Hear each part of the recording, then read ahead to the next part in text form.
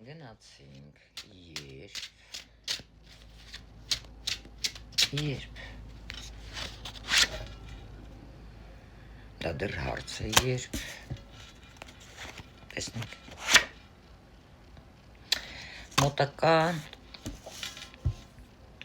ուրեմն 4 շաբաթվա ընթացքում 4 շաբաթ 2 օրվա ընթացքում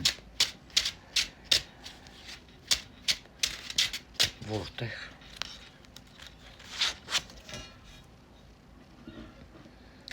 ինչ-որտեղ, որը կապ ունի հոգևորի հետ, եկեղեցիների հետ կարող եք կապ ունենալ էլ ինչ ռազվեդկայի և այստեղ